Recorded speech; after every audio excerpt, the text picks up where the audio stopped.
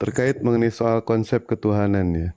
Hmm. Kira-kira menurut Bapak nih ya, Tuhan menciptakan manusia untuk melahirkan Tuhan, apakah itu masuk ke dalam akal atau tidak, Pak? Tuhan melahirkan Tuhan Tuhan. menciptakan manusia untuk melahirkan yang namanya Tuhan.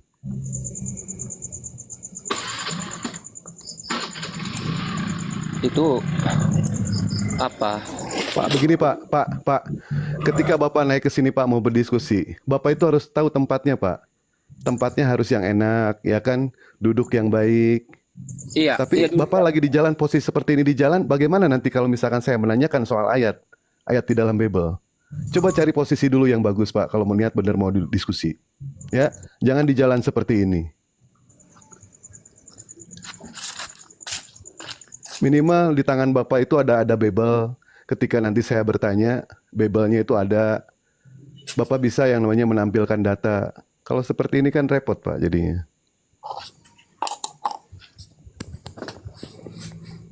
Udah Pak.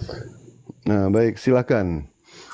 Kira-kira konsep ketuhanan di dalam kekristenan itu, ketika yang namanya Tuhan menciptakan manusia, ternyata manusia itu harus melahirkan yang namanya Tuhan. Apakah itu masuk akal? Masuk ke dalam akal Bapak atau tidak? Itu dari apa? Itu kan dari Roh Kudus itu diberitahukan ya kan. Sebenarnya kalau manusia itu bukan ciptaan. Hah?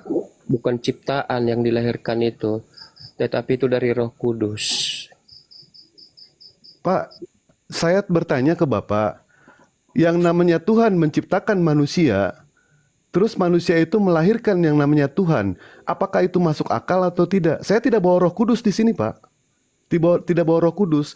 Kalau itu masuk ke dalam akal, tolong ceritakan kepada kami bagaimana yang namanya Tuhan Maha Kuasa Maha Besar bisa dilahirkan di dalam kandungan. Nah, terus ceritakan juga kepada kami bagaimana yang namanya akal bisa menerima, yang namanya Tuhan itu bisa mati. Itu Silakan. kan itu sudah dinubuatkan itu Pak.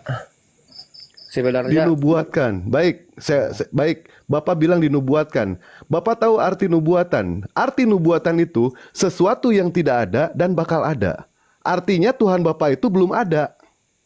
Belum ada, dinubuatkan, akhirnya ada. Nah sekarang baik, saya tidak akan menyangkal ya. Sekarang tolong tunjukkan ayatnya di mana yang mengatakan bahwa Tuhan itu dinubuatkan. Silakan Pak. Datanya Pak, kita bahas ya berdasarkan data. bukan Tuhan dinubuatkan. Jadi kelahiran gitu, kelahiran Mesias. Baik, kelahiran Mesias. Tunjukkan datanya kepada kami, di mana datanya apa sih Mesias itu dilahirkan di dalam perjanjian lama. Silakan kita bahas data sekarang, Pak. Ayat berapa, Pak? Kalau ayatnya kurang paham sih Pak, tapi pernah baca kan. Justru makanya saya belum pernah baca, Pak.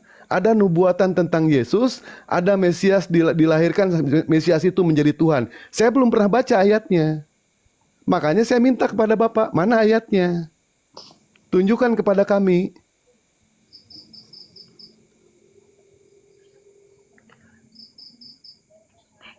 Pernah aku baca Pak, tapi aku lupa Aduh. ingat.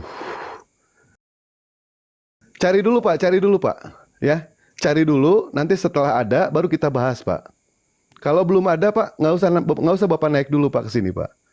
Saya sudah baca dari Kejadian sampai Wahyu, tidak ada sama sekali pernyataan kalau Tuhan itu dinubuatkan, kalau Yesus itu ada nubuatan di dalam Perjanjian Lama, dalam Taurat pun di dalam manapun juga. Tidak ada Pak. Saya sudah membaca. Makanya mari kita bahas sekarang Pak. Ayo kita bahas kritik teks, Bible berdasarkan dari akal, jangan menggunakan iman. Kita berdasarkan dari akal dulu Pak. Ya, kalau Bapak menggunakan iman, mau sampai dimanapun juga pasti Bapak akan mempertahankan keimanan Bapak. Cari dulu sekarang Pak. Silakan, sebelum saya ke yang lain Pak ya. Cari dulu sama Bapak ayatnya. Baik, saya tunggu Pak. Oke. Baik, Pak Ulin, izin kami turunkan dulu, moderator boleh diturunkan ya. Pak Ulin, boleh cari datanya dulu Pak Ulin. Nanti kalau misalnya sudah ready, boleh mengirimkan permintaan untuk naik kembali. Seperti itu. Silakan moderator. Baik, selamat malam, official Toko Padi. Selamat malam. Toko Padi, iya, selamat malam. Saya sudah membantu Anda Bapak untuk membuka kamera, bisa dikonfirmasi melalui layar handphone Bapak? Cukup mendengarkan suara aja deh. Baik, berarti Anda tidak bisa berdiskusi dengan cara yang baik dan sehat dengan adab yang baik ya? Bukan, kan ini kan privasi setiap 5, orang kan. 4, 3, 2, 1.